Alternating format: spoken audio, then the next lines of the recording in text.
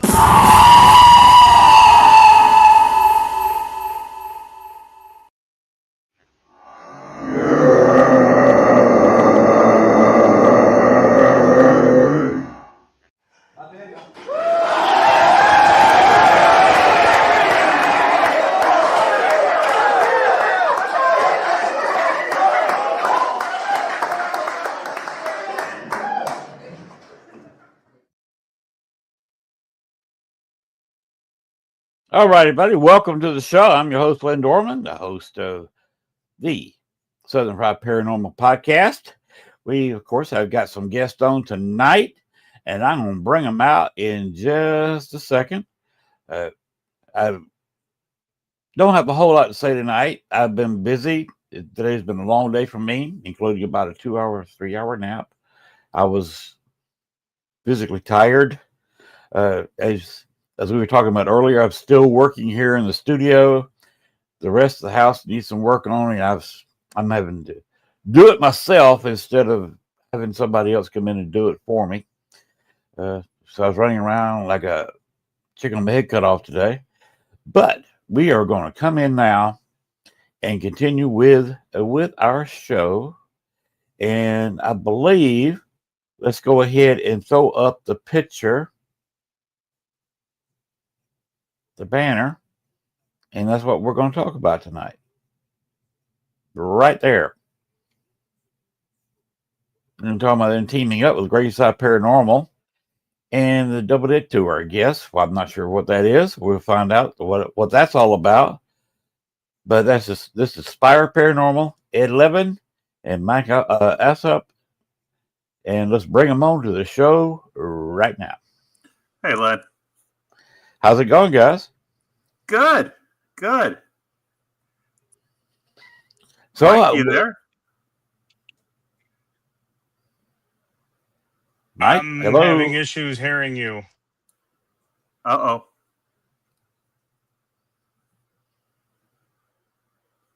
No, okay.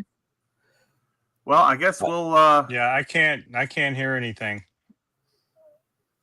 Huh. You might want to try exiting and coming back in and see if that works.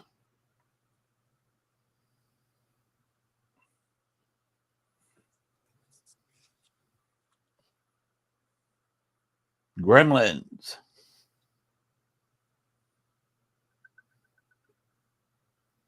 I'm texting him right now. Okay. Because Ed, I can hear you loud and clear. Yeah, I can hear you fine. Actually, I can hear him fine too.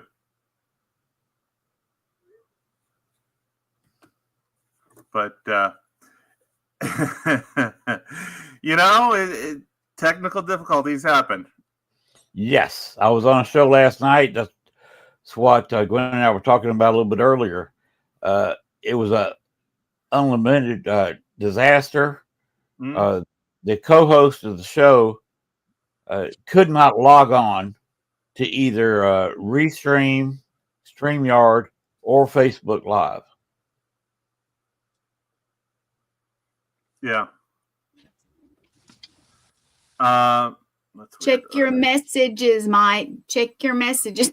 I'm trying to help him. Check your messages. There he goes. Okay, guys. Hopefully it'll go All right. back right. Hopefully. So, yeah, and of course the funny thing is I'm a DJ. First of all, Can you hear me now? Again. Yeah, I can hear you. Can you Yes. hear us?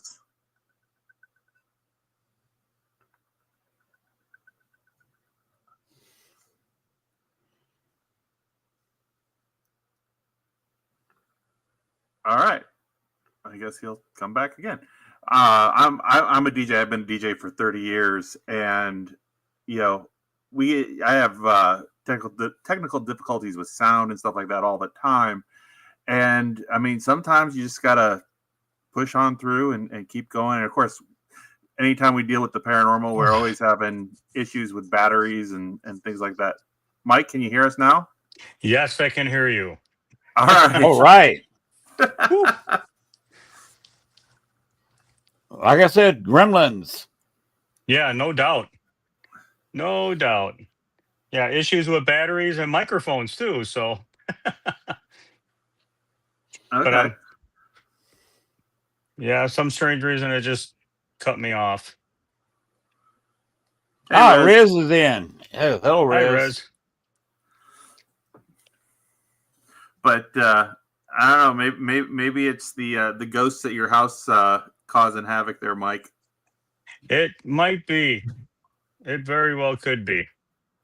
I've had an uninvited one that keeps popping in, and I'm trying to find out who it is. Yeah, I need to put up a ward.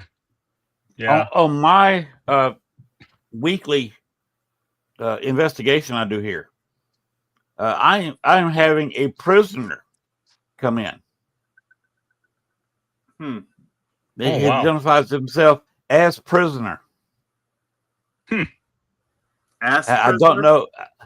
Huh? Ass prisoner? As prisoner. That's what he calls himself. And it's about all he says, prisoner. Wow. We have a prison not too far away. It's over the next county. It's, obviously, it's a state lockup. Mm-hmm. Okay. And I don't know if he died in that prison or what. He probably asking for his inmate number. That would be fabulous if I asked for an inmate number and got at least the correct number of numbers for an inmate number. Of course, I don't even know what the correct number is. I don't know how many numbers the inmate number has. 7, 8 at least, probably. Yeah, I don't know. I never know. You might end up with a phone number. Yeah. But it's always interesting when you start opening up a communications device at home. I've had issues of spirits roaming around the house and wanting to leave via the internet and walking up to the wrong computer. Yeah. Trying to jump into the screen of the wrong computer and realize that I've got the only computer that's actually on it, and having to walk into another room and letting them go through my connection and just getting out of their way for a minute. I can't test out equipment here because my house is like a paranormal dead zone.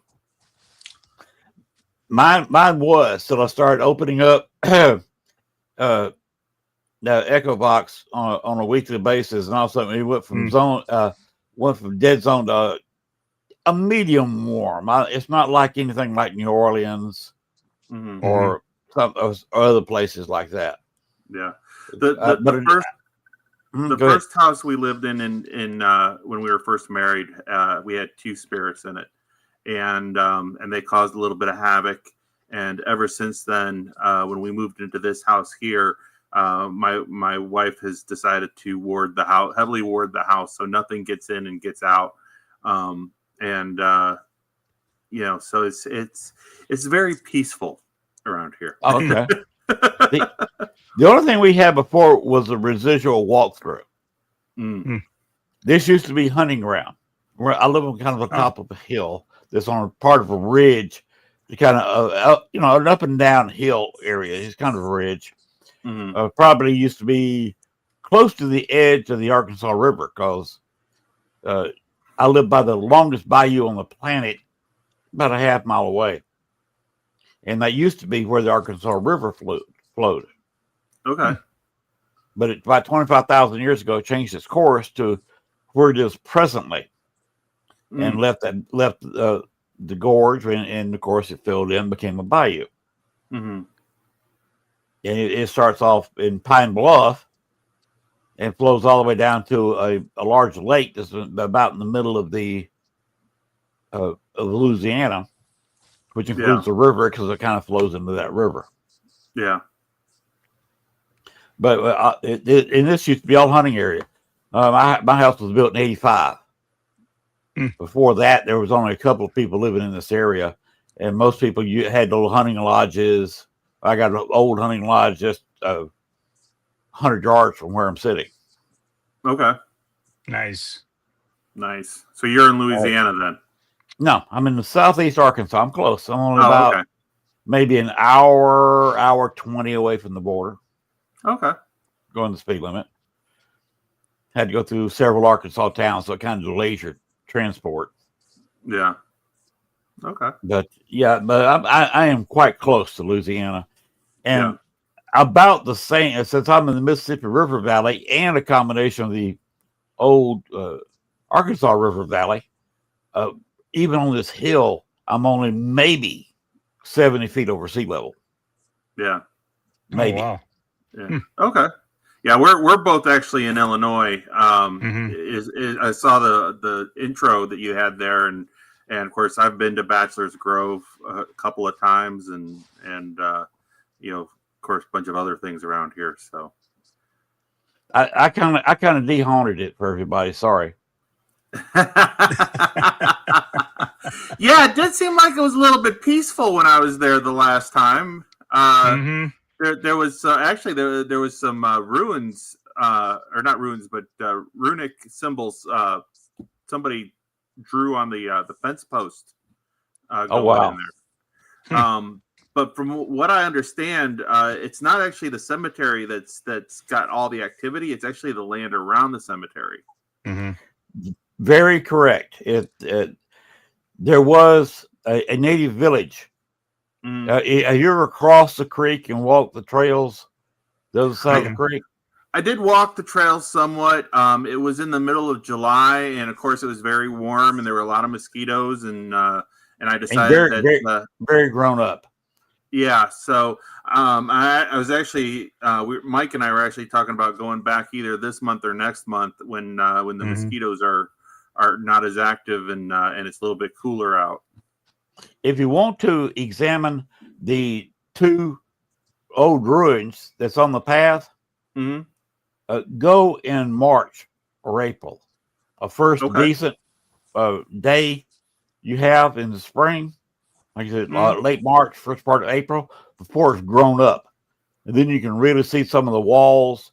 And one is just, it's got a well, don't fall in it. I don't recommend going because you got to walk right. The path goes right by the well.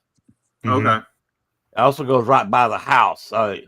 There's only just a few inches of dirt between you and an old wall of a house. So it's right there.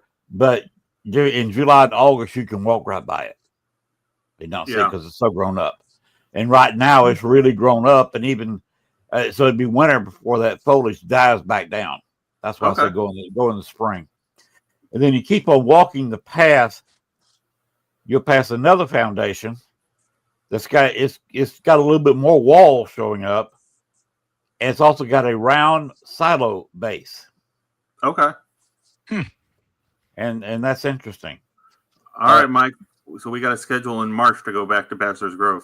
Well, Let's go. Right. Okay. When you go there, don't worry about meters. Mm-hmm. I've only seen a male tick, and I say tick, not flash. It just ticked for about a half a second once. I saw a K2 light the lowest light once. So don't bother carrying meters. Yeah. Okay. If you when go, we were go in there, there, carry a spirit box and a camera. Yeah. Okay. Hmm. Yeah, when we were there, we set out our REM pods and stuff like that, and nothing went off. I think it went off like once or twice, and that was about it. You rarely get anything. Yeah. And you think people would say, well, it's got 2 cell phone towers right there within a quarter mile. So you think the meters would go absolutely nuts with false positives. And that's what you'd get. But you don't. It's kind of amazing. Yeah. And when you go in there, go straight across. There's a well-worn path, and they're keeping it cut down now, which is another reason it's less haunted now than it used to be. Go straight till you see where a tree's been cut down on your right. Mm-hmm. And you see a couple of odd-shaped stones. One of them's got the Patrick name on it. Right there in front of that cut-down tree is where the Patrick plot is. It's the second largest plot in the cemetery. Okay. That's inside the cemetery? Yes. Yeah, I saw that one. So the cemetery itself, actually, they keep it real nice and mowed now. Yes, they do. So Between me and the county, it's a lot less haunted. It's a lot less creepy looking than it used to be because, well, what they did, they start cutting it down so people couldn't hide in there at night. yeah. They're trying to end the vandalism and the decorating with gang signs, all the tombstones. Yeah. Now the Patrick stone is one of the most populous too, because at 88 they took about half the bodies out when they closed the cemetery. Oh, okay. That's only Where'd a they 1 put acre 'em? cemetery. Well, they called the family members and they said, Okay. we're closing the cemetery.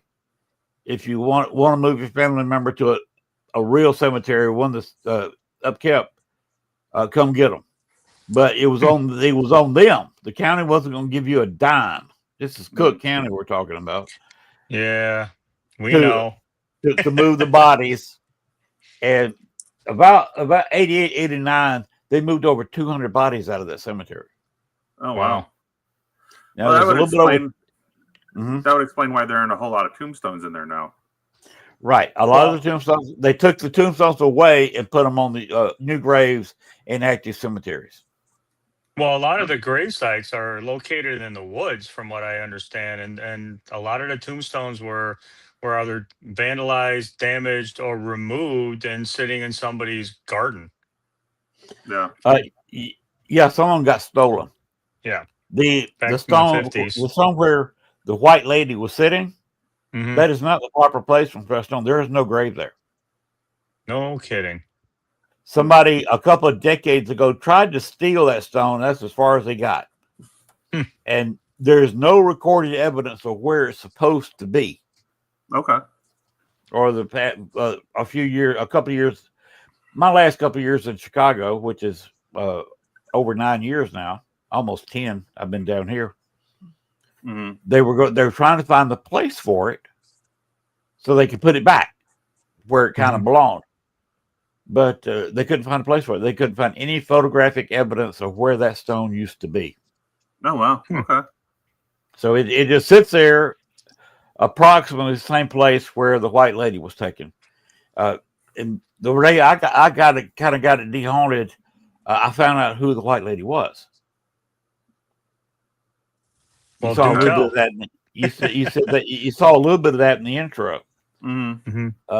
That is Amelia Patrick Humphrey. Oh, The reason she's still there, you remember a minute ago I said the Patrick plot was probably one of the most populous plots. yes. There's still 6 or 7 people buried in the Patrick plot.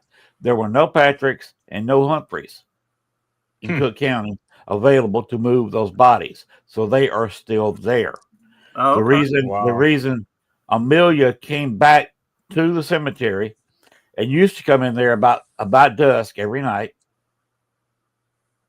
From her grave is actually about 5 miles away. Oh, okay. Wow. Was to get her daughter and get her out of there before the evil spirits came in. Because the daughter was buried 11 months and 4 days after she was born. Yeah. And so she could not move. But I managed to get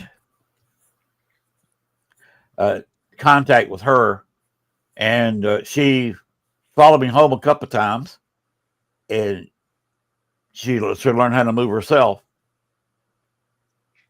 So I told them, I said, look, why are you hanging around this dark, dank cemetery now? You can both move. Go see the world. Neither one of you traveled a whole lot. Go see the world. And There you go. I think she's just traveling. I didn't try to move her on. She didn't really want to move on. But that could change. But as far as I know, she is still traveling the world.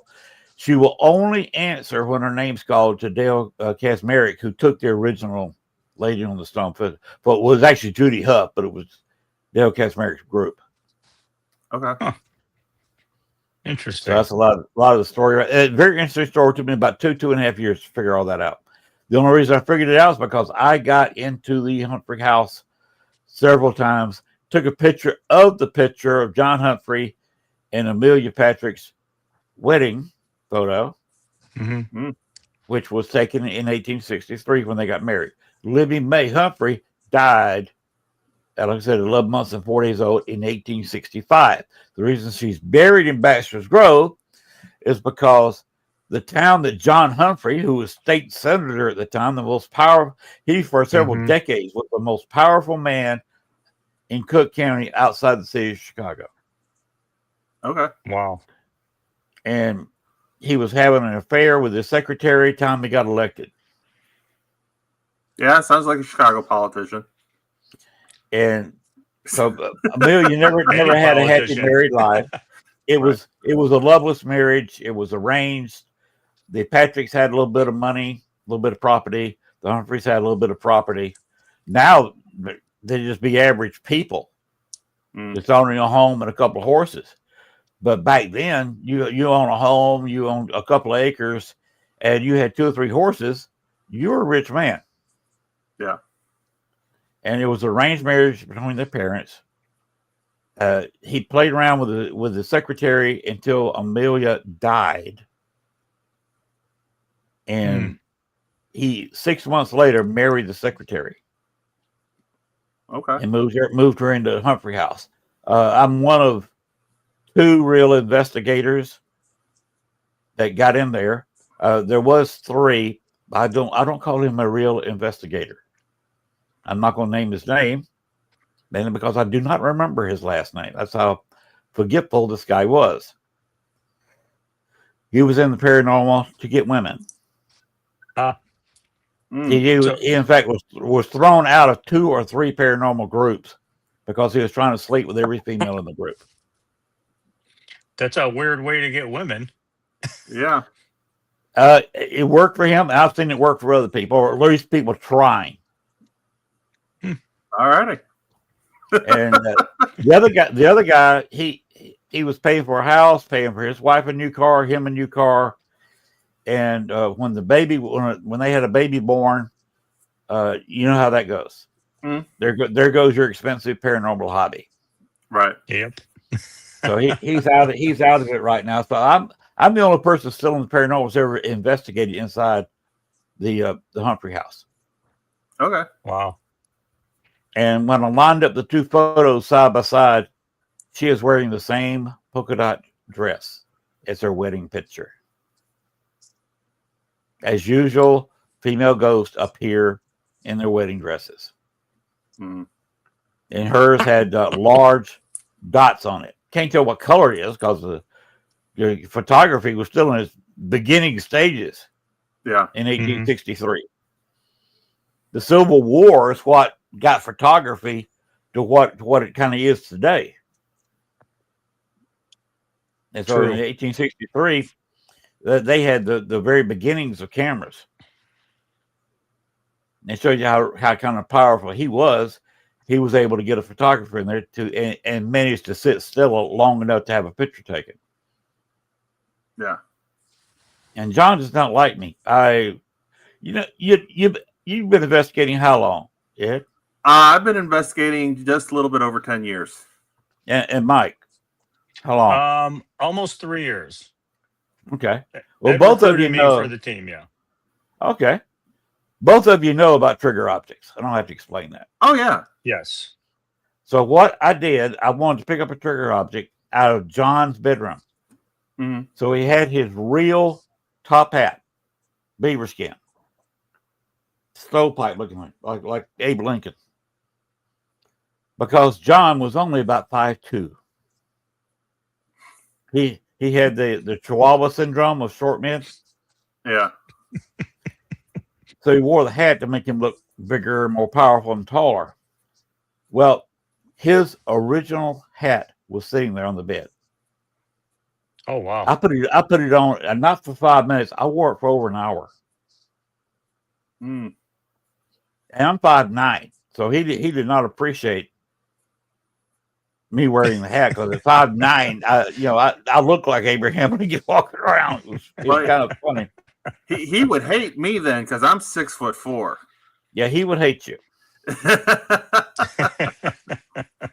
John actually partially appeared in front of me in his bedroom with me with his hat on, trying to scare me. Figured I'd get nervous, scream, walk out, and do something.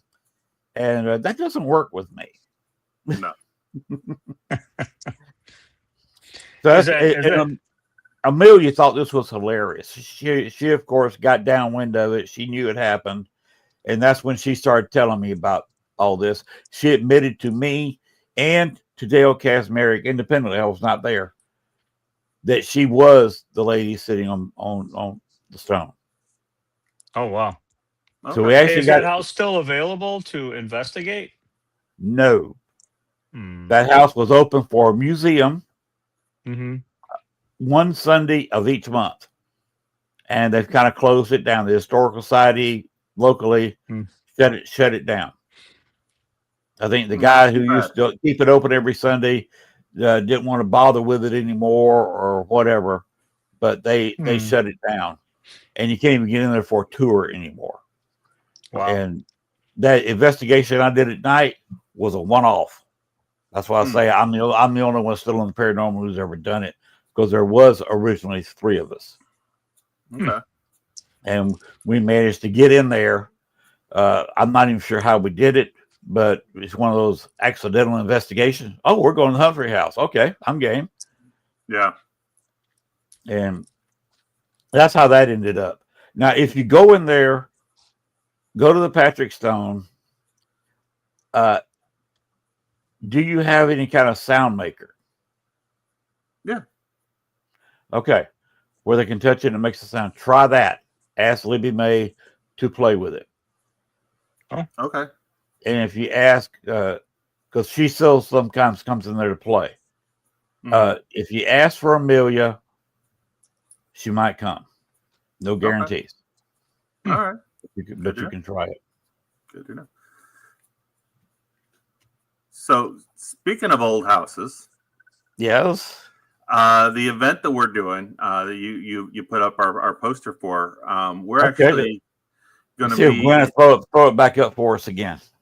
Yeah, it's the Double Dead Tour is what we're calling it. In conjunction with Graveside Paranormal Tours is sponsoring us for this one, and we're going to be at 2 locations in Watseka, Illinois. Watseka, Illinois is it's just south of Kankakee. In the early 1900s, I guess there was a pretty good spiritualist contingent there, and one of the families that lived there was the Roth family, Asia Roth. You've heard of it? Been there. Okay, so he had his daughter Mary started channeling spirits. They put her into an asylum. She unfortunately died at a very young age, and and then another family across town, their daughter Laurency Venom, she started channeling Mary, and I guess Mary took over her body and lived in her body for, I think it was 8 months. And she lived with the Roths. They asked her all kinds of questions, and, she was answering questions that only somebody from the family would know. And she was answering those. So, she was there for about 8 months, and then Mary let go of the body, and Laurency came back and was like, why am I here? And so on and so forth. The Roth mansion is still very, very active, and it actually operates as a bed and breakfast. And the house was built with the purpose of communicating with spirits. So that's the first location that we're going to be at on Halloween night. The second location that we're going to be at is the old courthouse museum. So the original courthouse in the county, and it is also our team is actually the first team to do a full-on investigation in this building. It was very active. We've only barely scratched the surface. Wow. Now, how far apart are these two locations? They're about 5 minutes from each other. Okay. One of the prominent spirits there, actually, Mike, why don't you tell about Martin? One of the individuals, he was a prisoner down in the museum. It was also an old courthouse, and it had a jail cell. And that was Martin Mira. And this is around the 1870s, where he, for some reason, unbeknownst to a lot of people, he snake whipped and killed his son, buried him on the property, and he went into town to let everybody know, where's my son? Have you seen my son? So for about a month, everybody was looking for Martin Mira's son. The belief is that his daughter is the one that let the sheriff know, and they found out. They went to the jail, they grabbed him, and they were so angry they were going to have a good old-fashioned lynching. They literally turned it into a picnic. They brought him out. Yeah, they brought him out to a tree. They have the rope all set and ready. They had a band playing. Pictures were being taken, and then they hung him. Now, the interesting thing is that the rope that they hung Martin Mira with is sitting, it's framed inside the jail cell where he stayed. Mm-hmm. So while we were there, I had to tell that story. I was off a little bit, but he was very angry with me. So he gave me a very difficult time. Called me all kinds of names. Yeah.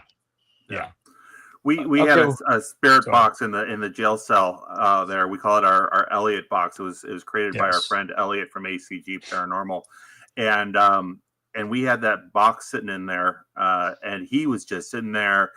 Every time Mike would walk in there, calling him, a rat bastard, and telling him to duck and run, and he's going to kick his ass. But when the ladies would come in, he'd flirt with them, by the way. Mm-hmm. And then I happened to have a snake whip, which I had curled up on the table next to the spirit box with one of those motion activated cat balls next to it, and that cat ball never stopped blinking. Mm-hmm. Wow. Yeah. Yeah, he even told me, I want to kill you. I'm gonna kill you. I'm like, holy moly. But by the end of the day, he said, please stop. It was around 4:00, and I said, Martin, you want me to stop telling your story? He said, yes. I said, okay, Martin, I'll stop telling your story. And then he said, thank you. And then it just calmed down.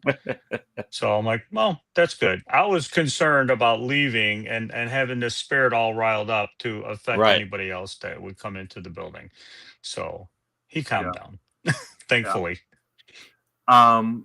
We've also encountered spirits of soldiers. They have a room that's set up with all kinds of war artifacts from everything from the Civil War on up to the Gulf War.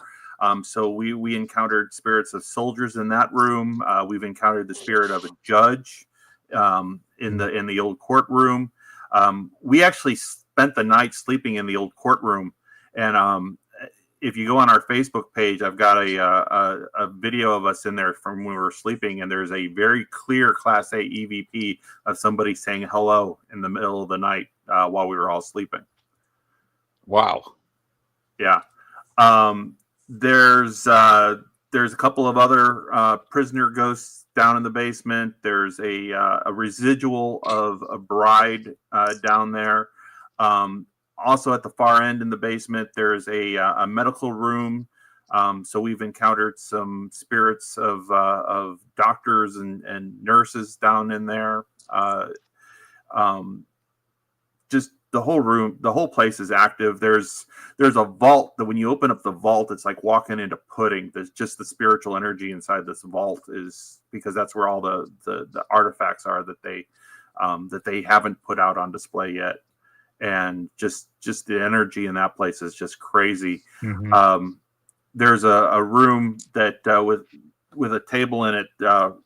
We've got one of those 30-foot tripwires. We put it around that table while we were sitting there trying to do a spirit box session, and the lights just kept flashing like a Christmas tree on this. Wow. Thing. So basically on Halloween night, you can buy tickets still. There's still plenty of tickets left. $120. You get Mike and I are going to divide our team into two. I'm going to take one team. We're going to start off at the Roth House. Mike's going to take the other team and start off at the courthouse.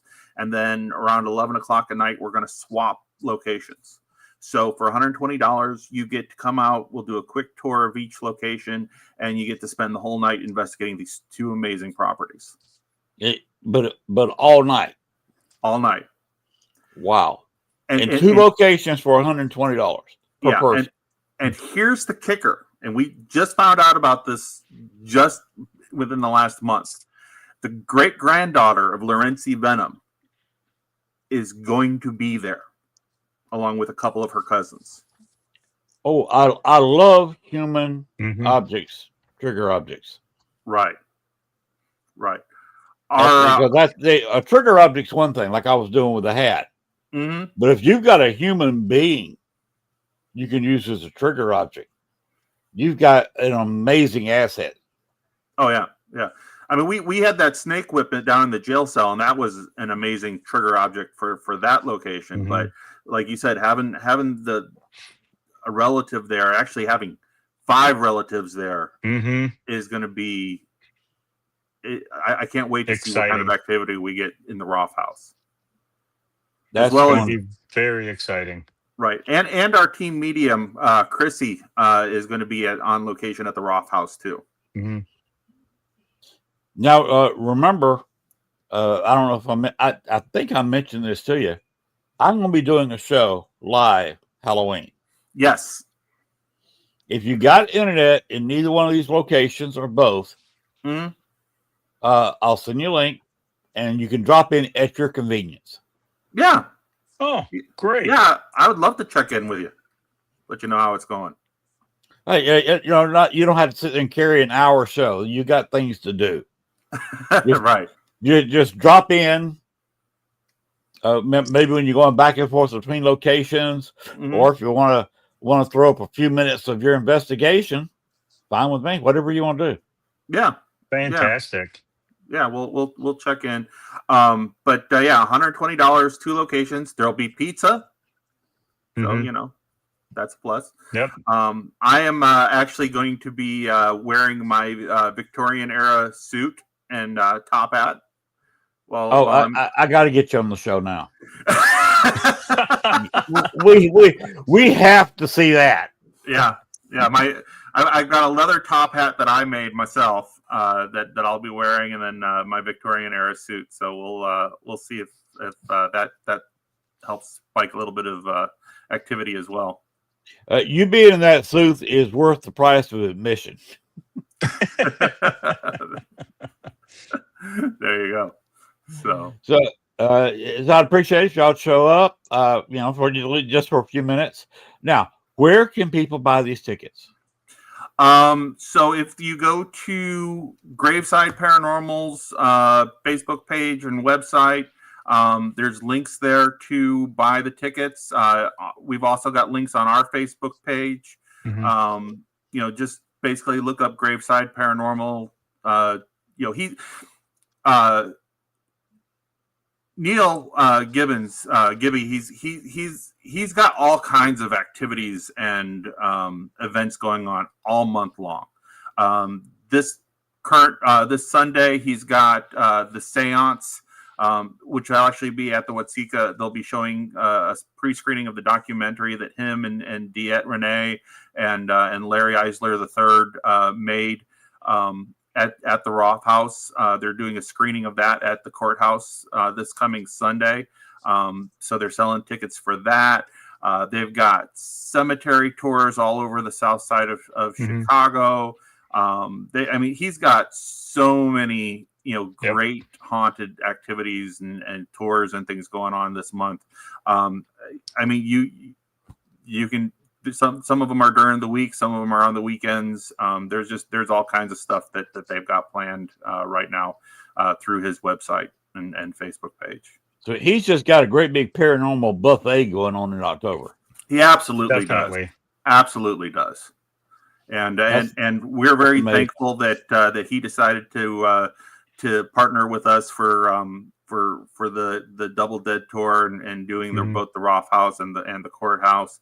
And we're super excited for the opportunity to bring these locations to anybody who wants to come out and join us. Wow.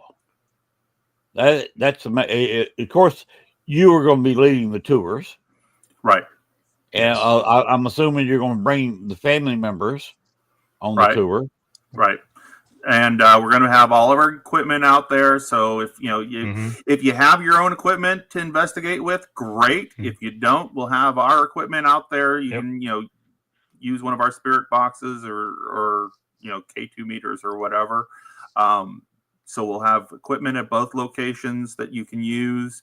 We'll have some of our cameras going, but we probably won't bring out all the cameras that like we normally do on an investigation. Just because there's just too much going on for us to, to be manning cameras all over the place. We encourage you guys take pictures and film. Take out your phones, take pictures, take as many pictures as you want. It's got a voice recorder on most phones. You can do your own EVP sessions. We 100% encourage you guys to do that, to get involved. Yeah. So it's going to be a lot of fun. Yeah. Take pictures, take video. Share them to our Facebook page. Share them to the Graveside Paranormal Facebook page. We'd love to see what kind of stuff you guys capture. I would say one thing to these people who are just getting started: you don't have to have $1,000 worth of equipment to get started.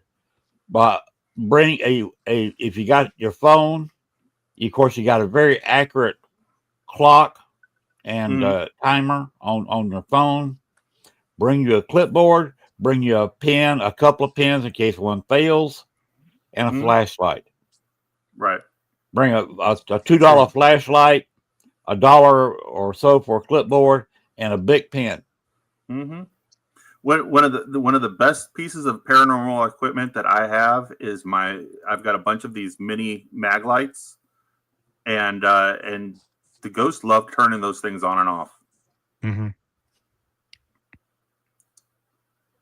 $8 flashlight. Yeah, there you go. Yeah. Asking yes or no questions with an $8 flashlight. And you can always go get a flashlight that's red or green instead of white and blinding everybody. Right.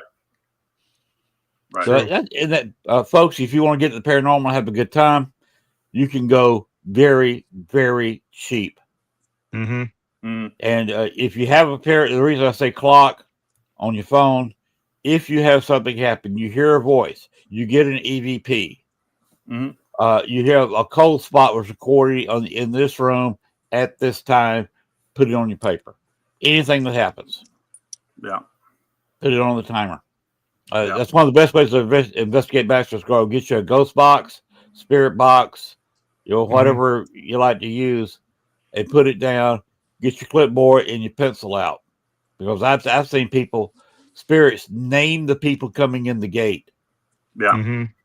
And they'll sit there, say a name, write down, and then write down who comes in.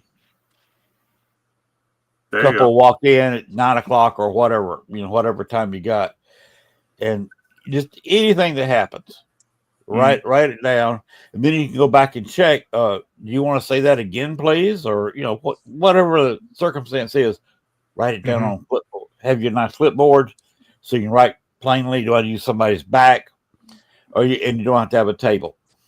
Yeah. That's what I recommend to people who really want to go on a budget, because you can have a lot of fun that way. Mm-hmm. Definitely. Yeah. And if you're not having fun when you're paranormal investigating, you're doing it wrong. Right. I agree. Right. One other thing that we'd like to promote too while we're on here with you, anybody in the Chicagoland area in November, actually it's going to be November 21st through the 23rd. Us, along with a bunch of other paranormal investigators, are going to be at the Days of the Dead convention in Rosemont. And we're going to be on a panel on Friday night. Diet Renee is going to be there. Brittany Beckett is going to be there. Larry Eisler is going to be there. All kinds of paranormal investigators. They're calling it the Cryptid Convergence panel, even though we're mostly ghosts. But yeah, that's another great event where you can come out and meet us, and we'll be talking about a bunch of our experiences and sharing ghost stories. Be sure and send me a banner or picture of that event to my Facebook page, and I'll share it out. Yeah. As soon as we get them ready, I'll definitely do that. You can be selling tickets to that event. We're not selling tickets because it's a convention, but the convention will be selling the tickets. Yep. Okay, let me know how much that is, or is that set already? Yeah, I'm pretty sure that's probably set already. Send me the info. I mean, that'll be at the Erie Crown Center in Chicago, out by O'Hare. Yeah. So Larry Eisler is going to be there. Yeah, Larry's going to be there, and Diet and Brittany Beckett from Riverside Paranormal. I think that's it. I think it's right. Riverside, Iowa Paranormal, I think is right. their team. Larry's worth going to see by himself. Yeah. I don't know what the price of admission is, but Larry's there. It's worth it. Yeah. Larry is actually going to be coming out at the beginning of the evening on Halloween. He'll be there for a couple of hours because he's going to be interviewing Lorenzi's great-granddaughter. Very good. Cool. Yeah. So you can't get enough of Larry Eisler. He is on the road constantly. Oh yeah. If you follow him on Facebook, and you should be, he's always he throws videos when he's on the road between locations to he'll keep you updated where he's going. Yeah. He's just an amazing person. At my age, I wish I had a quarter of his energy. Right. Yeah, Larry's good people. He's yes. He's one of those guys that that's very knowledgeable, both on the technical side and the paranormal side. He's kind of modest about what he does on the paranormal side, and says he's mostly in it for the technical side because he partnered with his buddy Dan for a long time, and said that the paranormal side was mostly Dan's thing, but Larry's a very knowledgeable guy. You're talking about Dan Norville. Yes, Dan Novell. He's also a good friend. I have been friends with him years. Yeah, I don't even know how long. We've talked back and forth for many years. He is another great guy, and I think Larry kind of used him as a mentor, and you couldn't get a better mentor. Yeah, he's a great guy. So, but you both people are outstanding in the paranormal field. Oh yeah. So, but yeah, that's what we got going on then. Of course we're starting to book things up now for November, December, different locations that we're going to be investigating. So we try to keep things. We try to have at least one or two investigations every month. if we can. There you go. I wish I had that kind of energy. But by the way, I was at the Roth house. Yeah. One of my last investigations before I left the Chicago area. Okay. Was done there. When did you go outside? Have you been outside and trying to investigate outside the building? Yes. Did you get anything? Yes. Yes. We got mostly impressions and some images. As a matter of fact, during the seance, that the documentary that's going to be premiering on Sunday, Ed was to my right, and Chrissy Palmer was to my left, and we kept seeing a lot of silhouettes and images running along the bushes. And there was an image of an individual just leaning against a tree, just watching. Yeah. So there were a lot of children, I would say, more or less young teenagers that were there, spirit wise, just watching what we were doing. Yeah. So it was very, very interesting. Yeah, I actually had a spirit box out in this. There's this gravel area back behind the house where they've got a table and stuff set up now. But it actually was the original where the swimming pool was. They filled in. That's what the gravel area is. They filled in the swimming pool, and we had a spirit box out there, and we were getting all kinds of activity on the spirit box out there. Now, the interesting thing is, well, first off, if you walk out, if you know anything about, I guess witches, covens, that type of stuff, you walk out behind the Roth house, and they've got this grove of trees out there that kind of forms like a circle. And I walked out there, and the first thing I said to Mike is, I go, this is a witch's circle. This is, you hear about witches dancing out in the forest in the moonlight. I go, this is what they're talking about right here. This grove, this is what they typically call a witch's circle, or a spirit circle type thing. So I don't doubt for a moment that back in the day when the Roths were there and whatnot, that they probably had like seances and things going on out in this grove of trees out behind there. But the interesting thing is that there's these two trees at the far end of that witch's circle, and they've got a little table with chairs on either side of it. And I go walking into walking over to where this table is, and because there's just energy all over this property. You can just you've been there, you can feel the energy around the whole place. Yes. You walk into where this little 6x6 section where this table and chairs are sitting, and it was like dead. It was like a dead zone. Like for whatever reason, this area was just like completely devoid of any energy. It's like you walked into a bubble. And it seemed everything around you just went silent. It was really eerie and relaxing at the same time, because it just got silent. Yeah. It's just, yeah. But the Roth house itself is amazing. They've got like an altar built into the brickwork on the back side of the house. You can tell by the way the windows and the doors and everything of the property is. The house was built for communicating with spirits. Yeah. Yes. You can always, with a spirit box or something, pick up some kind of conversation. Right. In the rooms. The basement, I'm assuming you went down in the basement. Yeah. Basement was kind of a hot spot when I was there. Yeah. Yeah. I didn't. I tried not to spend too much time in the basement because my head basically went up between the rafters for the floorboards. Yeah. You had to be on your knees. Right. Yeah. Now, you remember the intro that I played earlier? The picture of me standing there in a black vest with a flashlight in the hand, a camcorder in the other. That was taken in the basement. I thought. Oh, wow. I thought that looked familiar. Yep, it should have. Yeah.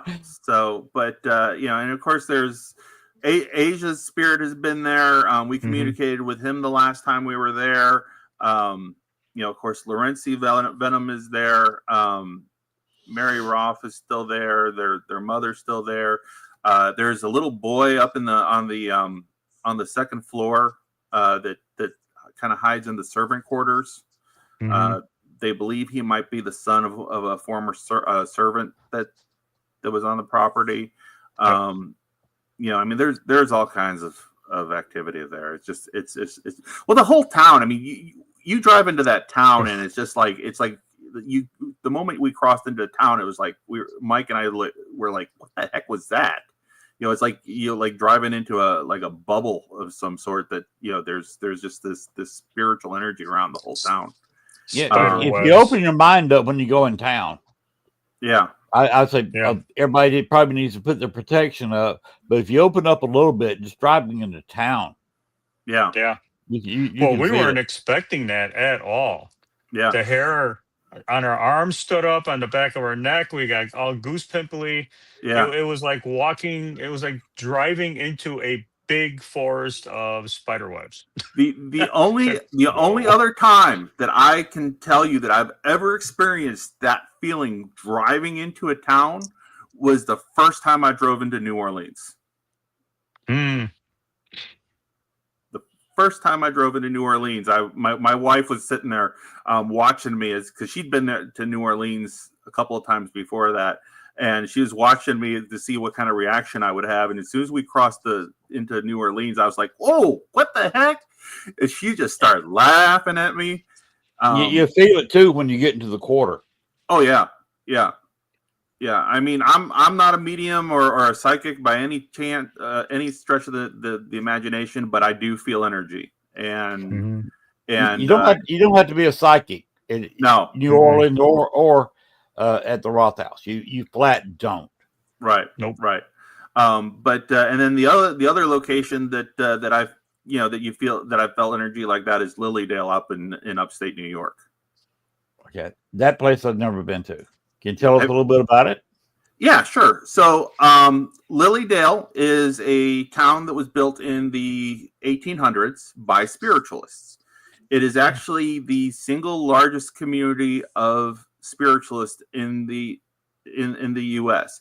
Now, there's another community of spiritualists down in Florida. And I can't think of the name of that town right off the top of my head.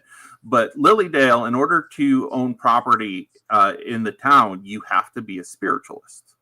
And they have psychics and mediums that set up, put out signs in front of their houses that, you can come and book readings. And they've got this big auditorium thing where they'll do big, giant, group readings. And they've got a smaller auditorium where they'll do group readings. And they've got a healing temple and stuff like that. And in order to be somebody who's able to do readings in that town, they vet you through their medium board. They have a board of people of spiritual mediums and stuff that will sit there and vet you and test you to make sure that you actually know, what you're talking about and what you're feeling stuff. But it's an amazing little town. They've got a gorgeous Victorian era hotel. Every building in the town was built in the 1800s. From what I understand, just about every building in house there has at least one ghost in it. My friend Patty, my good friend Patty, she's an investigator out in New York. She's got a summer house there, and I stayed with her, and she's got a ghost in her house named Maddie. They've got and they've got all kinds of stuff there. They've got a fairy forest, where you can walk around the trails, and they've got like all these little fairy houses around. They've got a really cute, gorgeous lake where you can, kayak, and, got a little beach area there. And again, like I said, the hotel is amazing. Taps will actually go out and do a meet and greet there usually once a year. It's just an amazing town. For anybody who's into this type of stuff or is leastwise sensitive. I mean, you drive into the town, and it's like going into a bubble, and it's just it's just the most amazing, serene feeling of peace in this town. It's amazing. Wow. So it's kind of a different energy there. Yeah. I Len, if you're looking for a place to vacation, I'm telling you, check it out. Well, I am more tempted to vacation down in New Orleans. Yes, I love New Orleans. You know, there's going to be a Paracon there next August. Actually, July 31st. Actually, I saw your post about it, and I forwarded it to Mike, and and said, "Let's go." So I would actually love to go down there and see that. Get one of the packages, Mm-hmm. and they will put you in one of several locations. The Voodoo House is amazing. It's got 2 or 3 spirits in the house back there. Mm-hmm. I've investigated there on 3 different times. It's an amazing place to go to. They also have a haunted closet at the Andrew Jackson Hotel. You saw on the that bed where my black hat was and some of the equipment during my intro, that was taken in a room at the Andrew Jackson. Okay, nice. Let's go. The night times will be taken up for several hours, and then we're not talking about you going in there. You see somebody with a spirit box, and you go through about a 5, if you're lucky, 10-minute, but you do 5 or less, a ghost box investigation, and you move on. Mm-hmm. This is not how that works. They will put you in a place, sit you down for a couple of hours. You've got your equipment, use it. Okay. If you don't have equipment, they're going to provide a minimum of equipment. They're not going to provide everything. Yeah. Mm-hmm. But bring a flashlight, bring a notebook, bring a clipboard, bring a couple of pens, and it's going to be a lot of fun. They'll put you in places for 2 to 3 hours. The closet at the Andrew Jackson, they put you in. You're surrounded by, kind of like I am here, a little bit of UV light, IR light, and open up a spirit box for you, and you will hear things. Okay. The room up top, 208, which is above the closet. Mm-hmm. The spirit, it's the spirit that's not that nice. He doesn't try to possess you or anything, but he's either a jokester or he's just a little bit rude. People don't like to stay in that room because lights are played with. Nice. This is supposed to be a room available for rent, and the place is supposed to be clean. But if you stay in there for very long, next thing you know, there's roaches crawling all over the place. Oh. Yes. And the lights will go up and down. The normal equipment malfunctions. It was fine when you walked in there, and you walk back out, it's fine. The Andrew Jackson is a trip. Yeah. There was a room very close to the closet in the courtyard where somebody was killed. Another one across the way is where they pulled a body out of there too over the years. They don't know if it was suicide or murder. Oh, wow. Well, Mike has kind of got a reputation with our team that we give him crap for all the time. Yes, you. He if there is a ghost in a location that's kind of a jerk, they will find Mike and they will harass him or give him crap or. Yep. The principal down at. Have you ever been to Broadhead Manor? No. Okay, so Broadhead Manor is an abandoned school in Broadhead, Wisconsin. Right. Yeah. The principal, Bill has it. Yeah, that's Bill's place. Bill's a good friend. Actually, I'll be there on Saturday helping him build a bunch of stuff up this coming Saturday. Tell him I said hello. I will. I hang out over there all the time. But the principal really seems to enjoy when Mike comes to visit him. Yep. Gives me a hard time.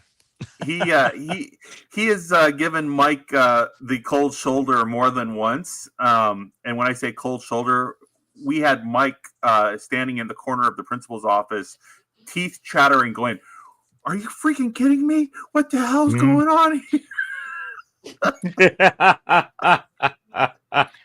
I was sitting on the couch, and Alex, who was sitting next to me, he had a temp meter, and he said my temp dropped 2 degrees, and I was just shaking. I'm like, I can't do this. So I got up. Alan was doing the Estes session, and as I got up, he had no idea where everybody was. He didn't know I was sitting next to him. He was doing an Estes, and he yelled, "Michael, sit back down now!" And I'm like, "What? How did you know I was sitting next to you?" But I'm like, "Nope, can't do it." And I was I was frozen. Yeah, but I guess you were. Yeah. But yeah, so if there's a ghost in this location that's a bit of a surly individual or Yep. kind of a jerk, Michael, find him. Now, Don't are me first. some people say that it's the General Andrew Jackson or President Andrew Jackson, however you want to address him. But he has no real reason. He's never been to the Andrew Jackson Hotel.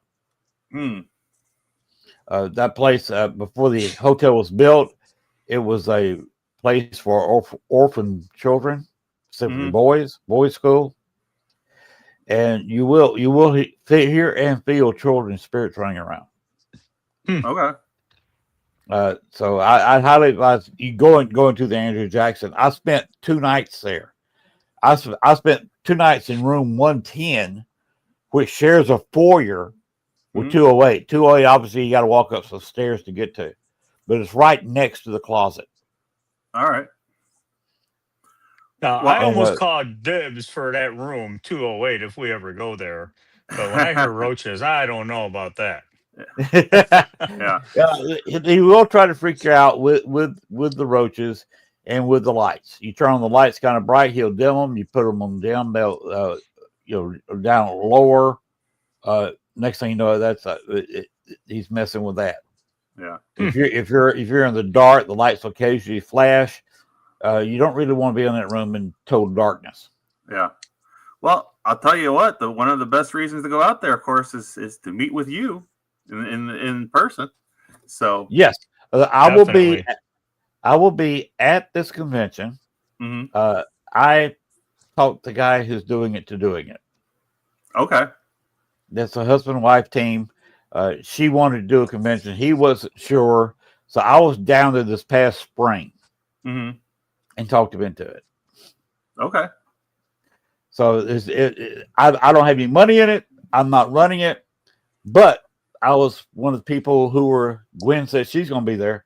All right. I was one of the people pushing him into doing it. My job will be podcasting the entire Paracon from the floor. And as many investigations as I can go into on the weekend. Well, I'll tell you what, if they've got openings for speakers or whatnot, I'd love to bring some of our stuff from the Chicago and Wisconsin area up down there and show off, and you can contact them. I think they're kind of busy, but there's also cancellations. Yeah. When you have months in advance like this is, somebody's going to drop out. Like I had to when I was supposed to go to the Rock Down. Yeah. My air conditioning completely crapped out, and I had to spend $4,000 on air conditioning. I didn't have any money to go to Wisconsin. Right. That's what happened to me. So stuff happens. So you gotta give them a contact. All right, okay. Their website is New Orleans Paracon.com. Okay. Cool. We'll definitely Excellent. check it out. It's some nice people running it. Chris and Jennifer Talley. They're good people. They their specialization. They have a tour group that does ghost tours. Okay, so they're like our friend Neil. Yeah, Graveside Paranormal. Yeah. So they're doing the Paracon, very very much leaning toward the investigation of the Paracon. Yeah. What's the name of their ghost tour company, by the way? New Orleans Ghost Tours, I believe. Okay. Let me. I'm wondering if it's the one I went on the last time I was out there. Okay, let's see. I think it's under downloads. Nope, it's not under downloads. Okay, I'm gonna put two things in and put these in. When can throw them up? Yeah. Okay, Gwen, you throw one of those up, please, Gwen. There's your information. Okay. And people those watching live can, of course, go back and slow this video down and pause it and read their entire information right there. New Orleans Paranormal Society, right there. All right. Cool. They're the ones doing the con. Excellent. And by the way, the owner of this network is going to be one of the special guests. Okay. Excellent. Awesome. Gwen's going to be there. A couple of the podcasters off this network is going to be there, and they're already volunteering to come into the booth where I will be podcasting during the daytime and coming in and talking about what they're doing and what they're feeling. I will be, Latriana and Matt are going to be there. Okay. I will also be doing EchoVox sessions. If you never worked with the EchoVox, I will be doing demonstrations of the EchoVox. And in New Orleans, I have gotten a lot of responses from EchoVox. One of my visits to the Voodoo House, I was on a public tour. I was the tour guide knew she'd worked with me once before at the old wax museum. Knew that I knew what I was doing. And she said, let's go upstairs. Upstairs, they're just getting back open at that place. It's a 2-story building at the Voodoo House. And she took two or three, 4 people upstairs and left the majority, about 15, 18 people, downstairs with me. We were all sitting around. And she comes back in with the people. She came back upstairs. I said, did you get anything? She said, no, didn't get anything today. One of those empty sessions. They were all down there with us downstairs. And she heard Michael's voice. She said, oh my gosh, Michael, that's one of the main spirits there. I haven't heard your voice in so long. Voice? His name is Michael. He died of a drug overdose. Oh. And sorry, young in his very early 20s. And I contacted him a little bit, was talking to him via EchoVox. She walks in. I hadn't heard you talking a long time. Why haven't you been talking with me? And in front of the tour, the whole group that was there, she said, because you talk too much. Come over the EchoVox. Wow. And she just go, what? Well, if you don't want to talk to me, I'll just go back outside. She went back outside. I've had a few spirits in the last couple of years tell me that, to be honest. So that's just one of the things that I've gotten there. Yeah. And at this Paracon, they will sit you down on the very couch I was sitting on. And open it up, different paranormal equipment, and you will be. It's almost a guaranteed contact there. Okay. Absolutely amazing place. When I was at the Andrew Jackson again, not the 2 nights I spent there, but I was there this spring, and we were there for about an hour and a half. We just left the voodoo shop. And it turns out that one of the younger guys, a kid, I'm 14, 15, 16 maybe, come up and asked Chris, who is Toby? And Chris said, I've never heard that name here before. We're talking about somebody who goes there 2 to 4 nights a week. doing tours. Mhm. He said he'd never heard that name before. And I said, Chris, that's on me. Toby was a friend of mine that died several years ago. Hello, Bill. How's it going? Hey, Bill, we were just talking about you. Hi, Bill. Speak of the devil, he walks in the room. That's right. But I had to admit that a friend of mine that died when I used to live in Georgia, he died when I was in Chicago, had followed, apparently keeping an eye on me, and had followed me down to New Orleans. Okay. New Orleans is kind of a crossroads. Yeah. It's kind of like an airline. One of their big main bases is that paranormal is like that, where you go down there, you don't know who you're going to talk to. Yeah. You may talk to somebody who died in New Orleans, lived in New Orleans, or somebody might be trailing you, an old friend like Toby. Yeah. We last time we were down there, we were actually down there for the Witches Ball. It was the last year that they ran the Witches Ball, and then the year after that, the lady who organized it unfortunately passed away. They still do the Vampires Ball down there, but it was the last year for the Witches Ball. And we had actually got an Airbnb in this old Victorian mansion. The owner of the Victorian mansion subdivided it into 4 different apartments. We rented the one, and the Victorian mansion that our Airbnb was in was haunted. So we had all kinds of activity going on in there. Also, there was a ghost cat that kind of freaked me out, because I'm like, what the hell was? So it was like rubbing up on my legs and stuff. But we went to on one of the cemetery tours, where you get on the buses and they take you around all the different cemeteries. And we were walking down through the middle of, first of all, you walk into the one cemetery and they've got the big vaults right there where they have all the people from Hurricane Katrina in the vaults there.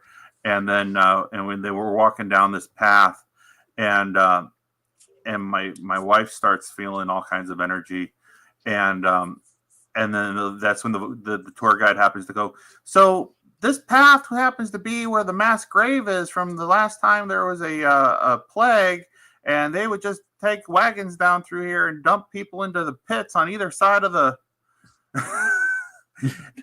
and surprise. And things just kind of got a little bit crazy from there, and the energy coming up from the ground and everything, and the whole energy of the whole town is just amazing. I mean, it really is. Get your tickets. They got all kinds of packages with all kinds of niceties. It will be the main event. Now, sure, it's hot as Hades. In fact, Hades is a vacation spot next to New Orleans during the summer. Yeah, when I told my wife that we were thinking about going down there for the Paracon, she looked at me and goes, "Are you crazy?" She goes, "The devil doesn't vacation in New Orleans in July and August." Oh. Exactly. You go out of the hotel, you will experience near 100 degrees temperature and near 100% humidity. Yeah. Wow. And that's a combination you don't want to experience. Yeah. Unless they're a southerner like me that's kind of used to it. Yeah. I was born in the River Valley. In fact, Columbus, Georgia, my hometown, is further south than I am now. I'm used to upper 90s in both humidity and temperature. Yeah. And let me tell you something, that's a bad day. But it's held it's being held in the Crown Plaza. They have nice rooms. They do have a pool where you can chill out and relax. I will be podcasting from the pool. I'll give me a little floaty, and I'll be on my phone podcasting. I told on the show the other day when we were talking to Jennifer Talley, that I will wear a shirt. I'm not going to scare people. I'm 69 years old. Nobody wants to see a 69-year-old man with no shirt. Right. Can always draw a face there. Bill's got it right. Yeah. Bill knows what he's talking about there. It will take your breath away or you're struggling to breathe. And the lungs don't like that much humidity. You like a little bit of humidity. 75% is about as much as the human body wants. You get much above that, and it doesn't want any more humidity. Yeah. Especially when there's no way to get out of it. So this is the reason the Paracon is being held where it is. There's no other events going on. They have a 2-month break in New Orleans where there's no parades and no holidays. That's July and August. He's got it right in the middle of the two of them, starting July 31st. So there's no other events going on. You're not going to have the crowds. You're not going to have the big parades. You can rent the area a little bit cheaper or go down early, stay at a different hotel. That's fine. But most of the events are going to be held inside, except the investigations at night. Now, most of the locations are not cooled. It'll still be 77, 78 degrees. So bring your t-shirts, your tank tops, and your shorts. Bring your walking shoes, and do not bring a car. No. Don't need one. Don't bring a car. Nope. I cannot emphasize that enough. There's a metro train. They can go right there. Amtrak. They got a big nice airport. Fly down, catch you an Uber to your hotel. Because you're not going to need a car while you're staying there, and there's no need parking your car for 3 or 4 days and paying through the nose to have that car just sitting there in a parking lot. Yeah, for a couple of days. Yeah, that was the nice thing about the Airbnb is we just parked in their driveway and just left the car there the whole time. And the trolley stop was right outside the Airbnb, so we just did the trolley thing the whole time we were there. Well, the Crown Plaza is on Canal Street. You do have the trolley in the center of the road. Yeah. Right there on the edge of the quarter. Everything is in. The blocks are short. Everything's in kind of walking distance. John Lafitte's is a little bit of a hike because kind of the other side of the quarter. The quarter's not that big. Yeah. And if you want to learn about John Lafitte's, I did. Well, we talked about it last Thursday when I was talking to Jennifer. And I had on Friday, excuse me. I had her on a special show. Thursday, I didn't have a guest, and we talked about New Orleans, and I talked a lot about the John Lafitte blacksmith shop. Yeah, I haven't been there yet. I've been to Pirates Alley. I've been to, I've been on the tour and been to the one bar where they've got the lady who likes to steal the money from the men and give it to the women. And, and I've been to, I walked past the one restaurant where they keep the table for the original owner. I don't remember what that's called. But and of course we walked all around the Garden District and the Garden District is just amazing and gorgeous. That's stunningly beautiful. Oh yeah, absolutely. But yeah, I haven't been to John Lafitte's yet. Beware of the purple drink. I've heard that. The purple drink? The purple drink, no. Yeah. Drank. DRANK. Okay. Do not sell the purple drink. They're not going to sell you one. You go in there and ask for a purple drink, they're going to look at you, what? Huh? What are you talking about? You mean, do you mean drank? No, you don't. But you said drink. You got to get drank out. And it's basically, if we've all been to 7-Elevens, it's basically a purple grape icy. But it's got enough rum in it where you could almost burn it in your car. Yeah. And if you sit there and you drink 2 of those too quickly, one, you're going to have brain freeze. So you're going to have a major headache to start with. And when you finish that second one and decide you got to go to the little boy's room, and you stand up, don't stand up very quickly and try to find your wall to lean against. Because it will hit you, and it will hit you hard. The hurricane's there. Jennifer liked the hurricanes. I do not like the hurricanes, but they are equally potent. Yes, I love the hurricane. And with the purple drink, it does give you a bad hangover the next morning. The only way to cure that hangover is to go eat you a big breakfast, drink some water, and then Daisy Dukes. Walk down Bourbon Street in your Daisy Dukes or your short pants or in your tank top. No, breakfast at Daisy Dukes. Oh, there. Yeah. You've got Daisy Dukes, Len? I've got some very short shorts, and you want to try to find the shortest shorts you can get. Yeah.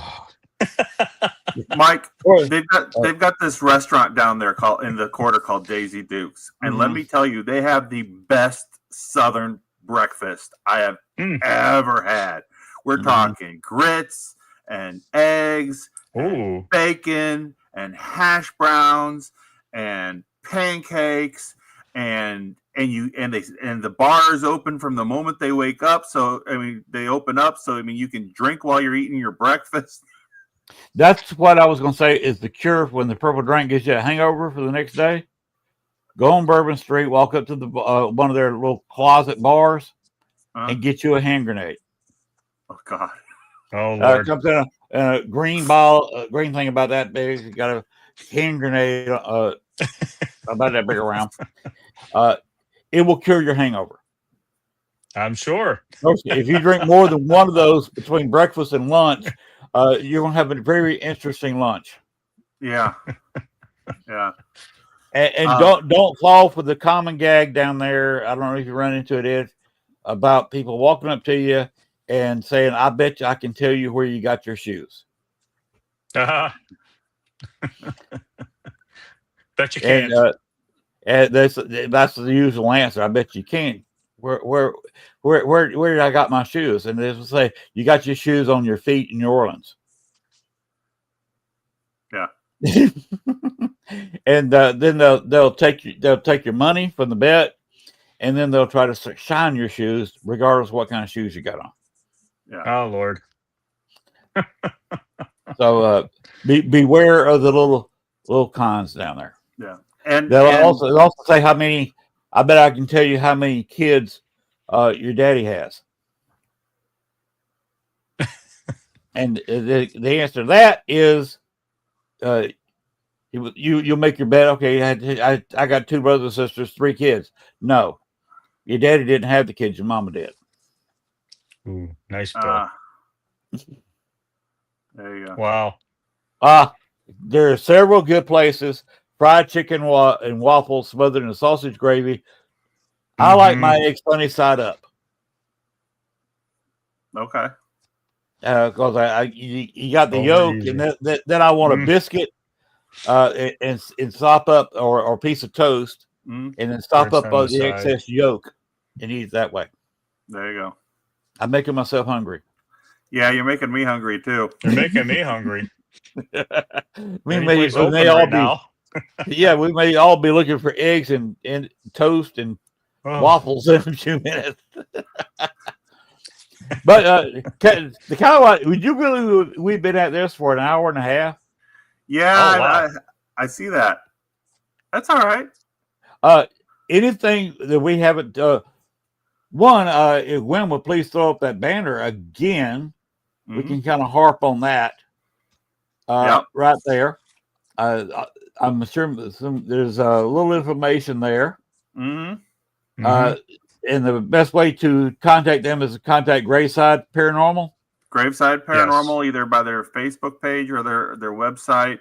Like I said, they've got all kinds of activities going on all throughout October. But this one is near and dear to our hearts because we'll be running it. But $120, you get these 2 amazing locations. You get pizza. Our medium Chrissy's going to be there. The family of Lorenzi Vellum is going to be there. And it's going to be an amazing time. It's going to be a great time. And, I'm so looking forward to it, and I'm super excited to bring this out and show people these 2 amazing locations. The museum itself. First off, the Roth House is gorgeous. It's a gorgeous house, and that museum. You can kind of see the image of the museum there. But if you go to the Old Courthouse Museum Watsika website, they've got pictures of the museum there. The courthouse is just a gorgeous building, absolutely gorgeous. And the lady who curates it, Diana, she's a sweetheart. We absolutely love her to death. She's awesome people. All right, and of course that is October 31st on Halloween, 7 p.m. to 3 a.m. Yep. I'll be sending you the link to the show I'll be doing on Halloween. Okay. So you can come in at your leisure, whenever you got a break. Yeah. I'd be glad to, if Larry wants to stop in and say hello. Okay. That's fine. If you want to bring some of the other guests, some of the family members on, I'd be glad to talk with them for 5 minutes. No great big thing like tonight, an hour and a half show. I'm not talking about running an hour and a half show with just you or some of your guests. You got other things to do. Right. But just making a short appearance when you got 5 or 10 minutes. Because to be honest, I want to have 2 or 3 other people who are also doing investigations on Halloween. Drop in, so I can just kind of go in and out, like running a TV news show. I bring in one person to report in one area. A few minutes later, I bring in somebody else and talk about another area. There you go. Nice. So that's what I'm going to try and be doing on Halloween. And I'm going. Gwen, I think, is ready. If we were married, she'd be ready to divorce me because I'm making her work on Halloween. Yeah. So she's probably going to kill me before this month's over. I doubt that. Gwen runs all these different words. Gwen runs all these different podcasts. She's probably one of the hardest working girls I know in the paranormal. So I mean, give her all the kinds of props we can. But she'll get it done. Yep, she'll do it. Like she says, we will make it work. Yeah. And she's a great person. I absolutely love this network. Gwen is a fantastic person. She was just saying, Electriana is also a super person. I absolutely love her. I've not met her husband yet or talked with him, but I hear people say he's a nice guy. All right. So, anything else you want to say before we get out of here? No, I mean we're just covered it all. We're covering it all. I've been going through the footage from the last time we were at the Watsika Museum, and we've been posting out all kinds of clips on our website. So on our Facebook page. So if you get the opportunity, go to the SPIRE Paranormal Facebook page, check out the clips. I'm sure I'll be posting more between now and Halloween. And just follow, like, subscribe, and I mean we're out there. We're our bread and butter isn't necessarily going to all the really popular haunted places. Our thing is we actually do a lot of residential investigations. I've actually been talking to a lady who's got a place out on the southern side of Chicago about going in and investigating her house because she's got all kinds of stuff going on. We've investigated a house in Chicago that they actually have a bar from the original Cubby Bear bar and grill in the basement, and there was all kinds of activity there. So I mean, if you're in the Chicago area or Wisconsin or Indiana or anything nearby, and you've got something going on in your house, reach out and contact us. We don't charge to come and investigate your house. Nope. We do a vetting process where we come in with just a couple of us and no cameras and kind of get a feel for what's going on there. And then if it warrants a full-on investigation, then we'll do that. If you've got a business location that you think is haunted or there's activity, we don't charge for this. We do this because we want to learn. We love doing it. And we will come out and investigate your business completely free of charge. And I mean, that's our bread and butter. That's what we like to do. Now, we do have, if you go on our Facebook page and to our website, ghostlyspire.com, we've got links to our Spire store. If you want to support the team and send a little bit of money our way, buy our merch. We've got awesome t-shirts and hats and cups and all kinds of stuff out there. That's how you can support us, and you know, that's how you can help us keep doing what we love to do. Okay. I'm assuming the T-shirts and your cups have that little tiny green logo. Was that banner? Yes. Yeah, my daughter actually designed there. that. Yeah. Yep. My daughter actually designed that. She is a college student graphic artist, and she designed that for us. We also have our original team's logo on there. So when we first started, when I first started forming this team, Len, I was bringing a group of coworkers from where I worked up to Broadhead, along with some other people that I knew, and because I was playing around with the idea of starting this team, and Bill Walter he's like, "What's the name of your team?" I go, "We don't have a name. We're just a group of people coming out to investigate." He goes, "No, you got to have a team name. What's the name of your team?" I went, "Spirit Hunting Investigation Team." He goes, "So you're shit paranormal?" And I went, "Yes, we are." Do you have a logo for that yet? We do, and it's on it, and we sell T-shirts with it on it, and hoodies. Yes. So you have shitty clothing. We have shitty clothing. Yes, we do. Yes, and we've got our we have a one of our paranormal or one of our teammates has a chocolate lab named Hazel, and she will actually come out and investigate with us and point out all the ghosts for us.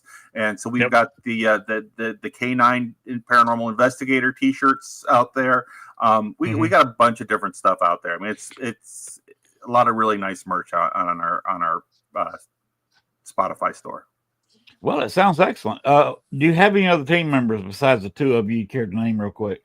Oh yeah, we've got our medium Chrissy Clokey.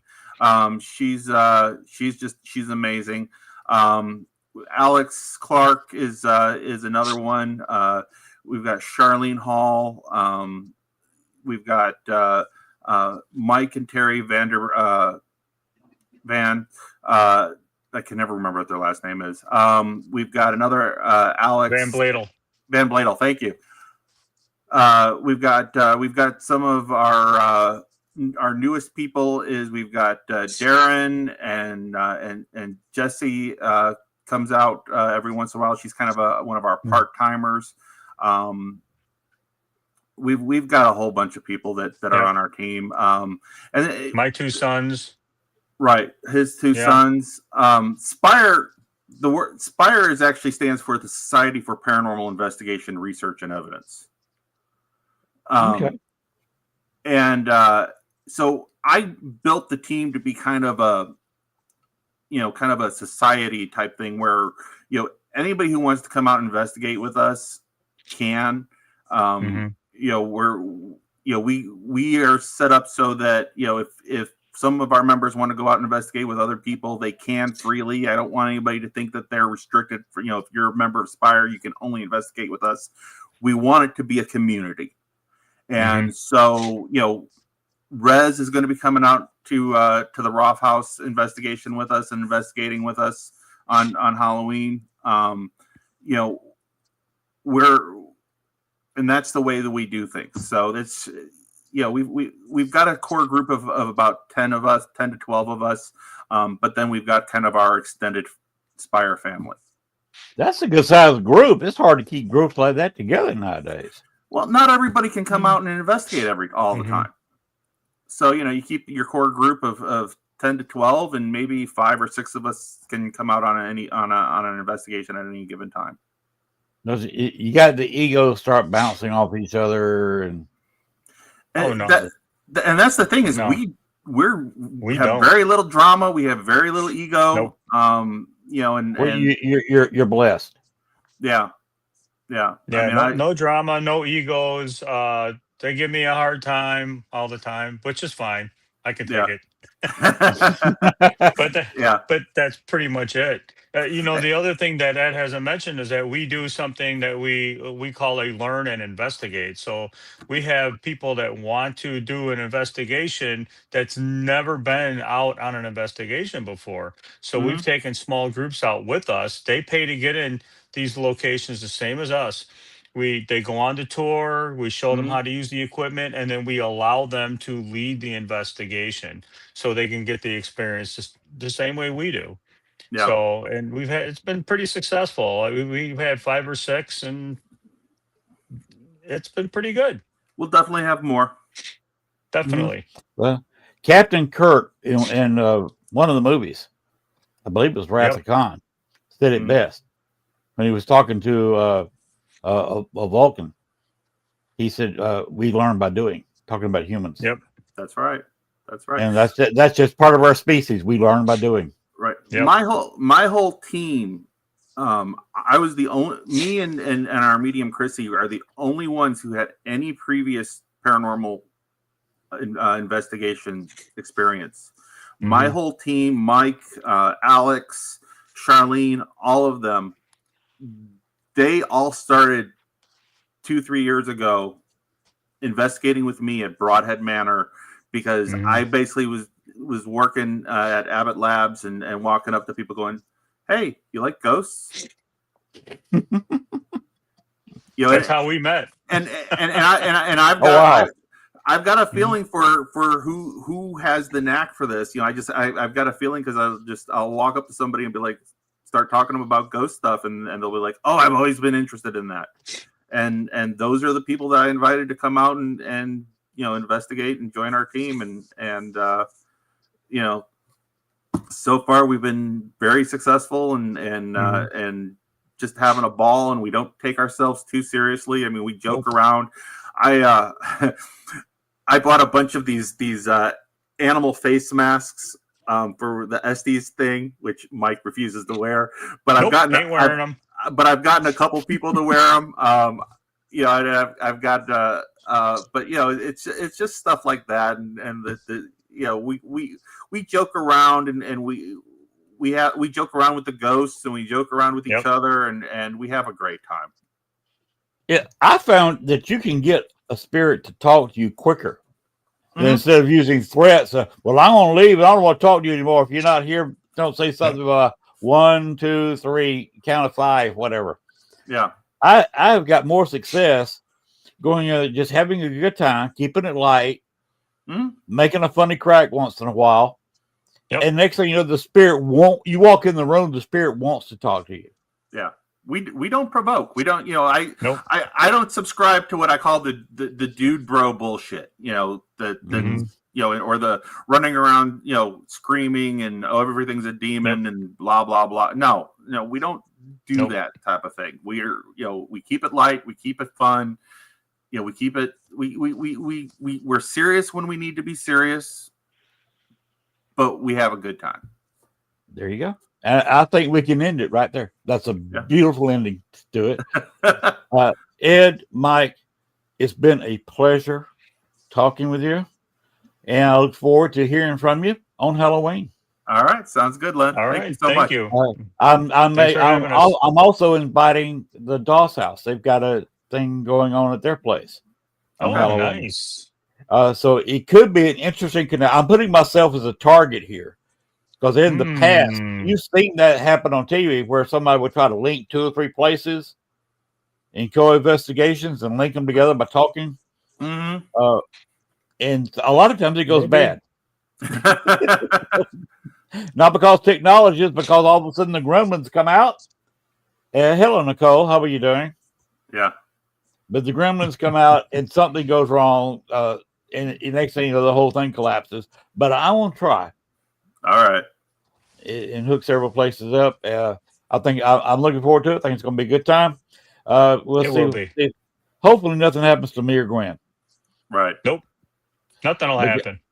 But it's like I said, it's been a pleasure, guys. Look them up on the internet. You have a YouTube page. We do. Ghostly. I think it's Spire Team on YouTube. It's the link is on our Facebook page and on our website. Okay. GhostlySpire.com. The thing about Facebook, they only keep videos 30 days now, and they take them down. Right.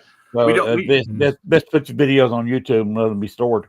Yeah, we've only got a few videos on YouTube. I've got a bunch more that I'm getting ready to put on there.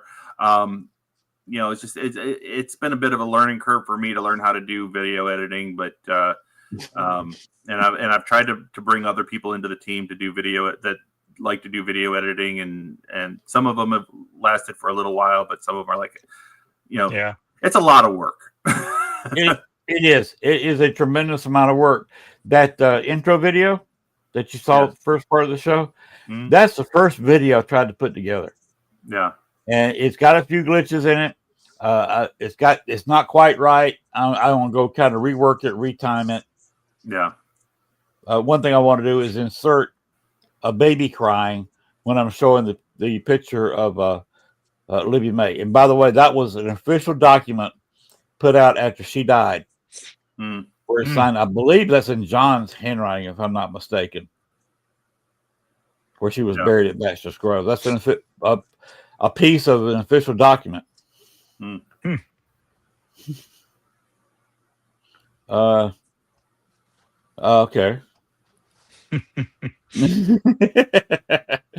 But anyway, I wish you luck, whatever you do, and I'll talk to you on Halloween. All right, sounds good. Thank you. But good night to both of you. If you want to stick around a little bit, we can chit chat. Or if you got to go, you can go ahead and go. Yeah, I've got time. But if you want to hang around, we can chit chat a little bit. Okay. It's kind of off air. Yeah. All right.